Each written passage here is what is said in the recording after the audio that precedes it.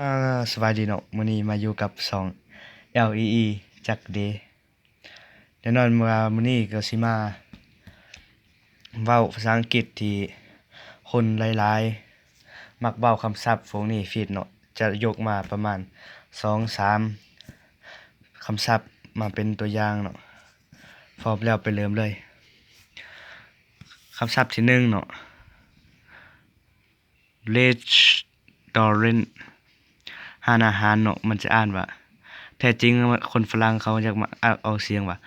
restaurant แต่คนลาวมันมักง่ายเนาะจะอ่านว่า restaurant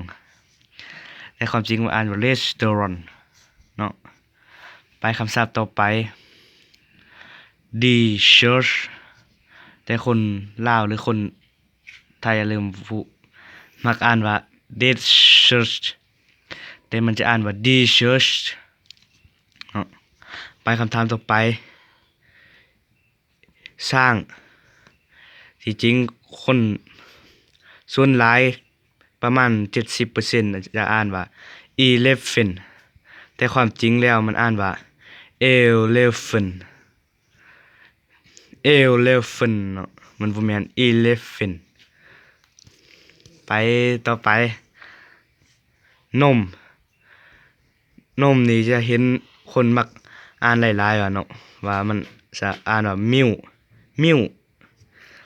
ส่วนใหญ่จะเห็นอ่านว่า milk แต่จริงๆมันอ่านว่า milk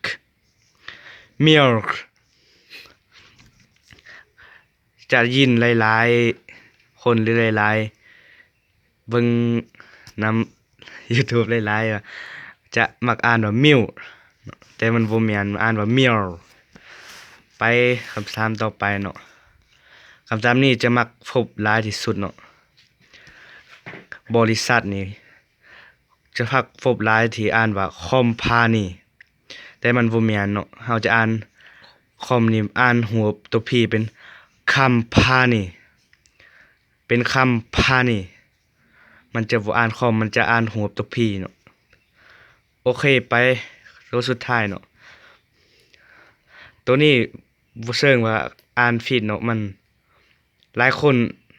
มักตั้งคำถามว่าตัวนี้เป็นคืออ่านว่าแต่งอยู่เนาะก็เห็นหลายคนว่าหลายต่างคำตอบแหละถ้าฮู้ก็